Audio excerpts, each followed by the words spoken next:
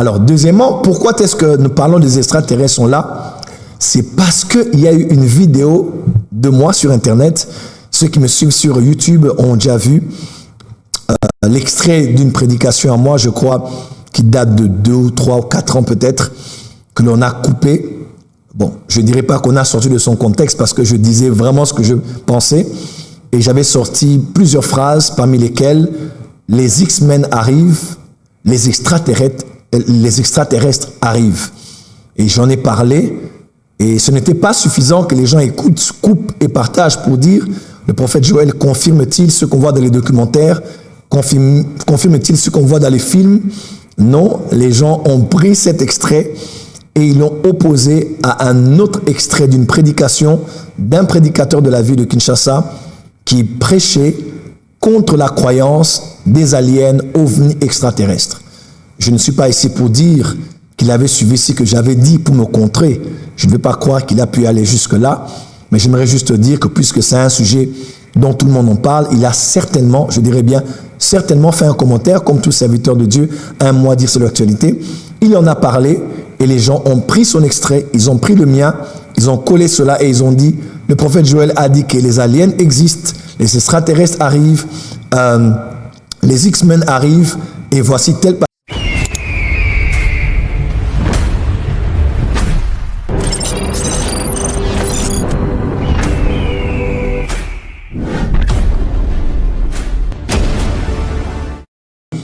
Alors, je commencerai à dire 3 choses. La première des choses est que les extraterrestres sont là est un thème d'une grande importance. Actuellement, dans le monde, on parle de plus en plus de ce phénomène des extraterrestres. Ce n'est pas un mot nouveau, appelé ovni, alien ou autre. Le concept des extraterrestres a fait partie de la pop culture, de la cinématographie, de l'imaginaire collectif et même en grande concentration aujourd'hui des croyances même qui ont influencé les États-Unis jusqu'à nos jours. Rappelez-vous de ce qu'on appelait généralement la zone 51, documentée, filmée. Certains ont dit que c'était le cas, d'autres ont dit que ce n'était pas le cas. Bref, ce sujet est un sujet d'une grande importance. Actuellement, les rabbins font de grandes études sur cela, les exégètes, ceux qui font l'interprétation de la Bible, recourent à des livres prophétiques comme Ésaïe, comme certains même Daniel, qu'on parle des animaux, d'autres même parlent du livre d'Apocalypse. Il y a donc plusieurs commentateurs bibliques, plusieurs exégètes qui se disent pourquoi pas que ce que l'on voit a un lien avec des créatures qui ne sont pas de cette terre, qui sont extraterrestres et qui apparaîtront dans les temps de la fin. Quelqu'un me faisait remarquer, par exemple, Joël chapitre 2, qu'on parle de cette grande armée que Dieu allait utiliser. C'est vrai qu'on parle de l'armée du temps de la fin, du réveil du temps de la fin, mais qu'on parle de ces chevaux, qu'on parle des chevaux généralement, et on pense à la gueule, on pense à la forme faciale, excusez-moi, des chevaux, ou même des sauterelles. Qu'on pense aux sauterelles, on pense aux avions de chasse. Certains parlent même de certaines formes extraterrestres. Apocalypse chapitre 9, qu'on parle de Abaddon, qu'on parle de Apollyon, du prince, du roi de l'abîme. On dit que de ce puits-là sortiront des créatures. Certains disent même que ce ne sont pas forcément des démons, mais ce sont vraiment des créatures extraterrestres. Bref, les eschatologues, les rabbins, les exégètes, ceux qui font l'herméneutique essaient de voir en grec, en hébreu, que disent ces mots vraiment si on doit aller en profondeur et pourquoi cela n'aurait-il pas des liens avec ce que l'on voit dans les films ou ce dont on entend parler dans un monde futur. Donc ce sujet est d'une grande importance et puisque nous sommes prophètes et nous sommes serviteurs de Dieu, notre responsabilité est aussi de dire au monde qui nous entoure ce que la Bible dit à ce sujet. Alors deuxièmement, pourquoi est-ce que nous parlons des extraterrestres sont là? C'est parce qu'il y a eu une vidéo de moi sur Internet. Ceux qui me suivent sur YouTube ont déjà vu l'extrait d'une prédication à moi, je crois, qui date de 2 ou 3 ou 4 ans peut-être, que l'on a coupé. Bon, je ne dirais pas qu'on a sorti de son contexte parce que je disais vraiment ce que je pensais. Et j'avais sorti plusieurs phrases parmi lesquelles les X-Men arrivent, les extraterrestres les extraterrestres arrivent. Et j'en ai parlé, et ce n'était pas suffisant que les gens écoutent, coupent et partagent pour dire, le prophète Joël confirme-t-il ce qu'on voit dans les documentaires? Confirme-t-il ce qu'on voit dans les films? Non, les gens ont pris cet extrait et ils l'ont opposé à un autre extrait d'une prédication d'un prédicateur de la ville de Kinshasa qui prêchait contre la croyance des aliens ovnis extraterrestres. Je ne suis pas ici pour dire qu'il avait suivi ce que j'avais dit pour me contrer. Je ne vais pas croire qu'il a pu aller jusque-là, mais j'aimerais juste dire que puisque c'est un sujet dont tout le monde en parle, il a certainement, je dirais bien, certainement fait un commentaire, comme tout serviteur de Dieu, un mot à dire sur l'actualité. Il en a parlé et les gens ont pris son extrait, ils ont pris le mien, ils ont collé cela et ils ont dit, le prophète Joël a dit que les aliens existent, les extraterrestres arrivent, les X-Men arrivent, et voici tel pasteur a dit que ceux qui en parlent, c'est des démons, lui ne prêche que la Bible, bref. J'étais même allé jusqu'à suivre la vidéo pour essayer de comprendre comment nous avait mis en opposition. Mais je ne crois pas qu'il a dit cela en me contredit, en étant là pour me contredire. Je crois, comme tout prédicateur, vous savez, le monde ne tourne pas autour de nous. Il n'a peut-être pas suivi ce que je disais. Il a juste prêché la parole comme tout prédicateur le ferait. Et les gens ont dit, on nous a mis en opposition. Les extraterrestres existent.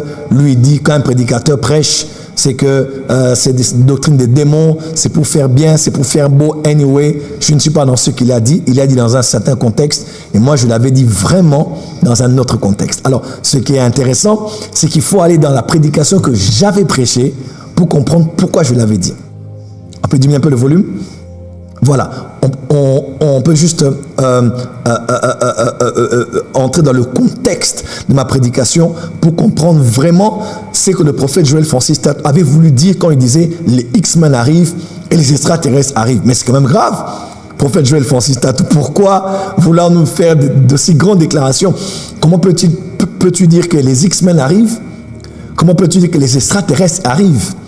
Alors, j'aimerais déjà dire quelque chose ici d'important, c'est que ceux qui me suivent depuis des années et qui m'ont suivi principalement en 2019 lors de Covid-19, ils savent que j'ai tenu des séries de live tous les dimanches soirs. J'appelais ça, je crois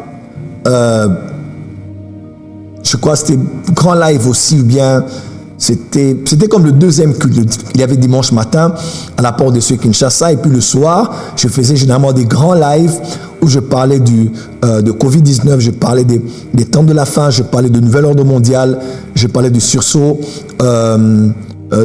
panafricain. Et un jour, j'ai parlé sur les X-Men. Je ne sais pas s'il y a des gens qui m'ont suivi. J'ai parlé des X-Men. C'était tellement intéressant. En tout cas, l'affiche même, je me rappelle de l'affiche de ce programme, c'était même vraiment l'image de Wolverine avec tous les X-Men. Et c'était tellement intéressant, les gens ont dit, mais le prophète Joël va encore parler de quoi? Il parle des X-Men, est-ce qu'il veut parler des films? Il veut parler des X-Men, est-ce que les X-Men ils arrivent? Est-ce qu'ils existent? Bref, le prophète aime trop les films, il veut juste commenter les films, ou bien nous dire des choses surréalistes. Mais ceux qui, à la fin de ce live, sortaient de ce live, je crois qu'ils avaient tous été édifiés, parce que j'ai tenu à faire un parallèle entre ceux qui étaient de la cinématographie, bien sûr, il y a une grande fusion. Ceux qui ont suivi le dernier Deadpool et Wolverine, ils ont vu que telle structure a été rachetée par. Et finalement, le film tant attendu du mois de décembre, qui sortira pratiquement le même jour, je ne sais pas si ça a changé, le même jour que le film Dune, on appelle d'ailleurs ça Doomsday, et ils ont dit que ce jour-là s'appelle Doomsday, donc il y a Dune et puis Doomsday, qu'ils ont fusionné, parce que ça va exploser. Il y a l'Odyssée qui sort au mois de juillet, très attendu, et il y a finalement Doomsday et Dune qui sont attendus au mois de décembre. Alors, ceux qui vont suivre savent qu'il y a Doctor Doom, et puis il y a les X-Men, il y a les incursions, bref, il y a un mélange de beaucoup de super-héros, de ceux qu'on a connus chez DC, ceux qu'on a vus dans le MCU, on les a tous fusionnés. Et bref, c'est un film tant attendu. Et moi, personnellement, je suis fan de Marvel, je ne vous mentirai pas. Comme tous ceux qui sont fans, nous attendons tous le trailer. Quand on nous dit que ça a fuité, on est tous là en train de regarder. et on est vigilant face aux publicités de l'intelligence artificielle. Bref, on fait toujours tout pour rester assez lucide et je me réveille le matin, des fois je me dis, est-ce que ce n'est pas sorti aujourd'hui?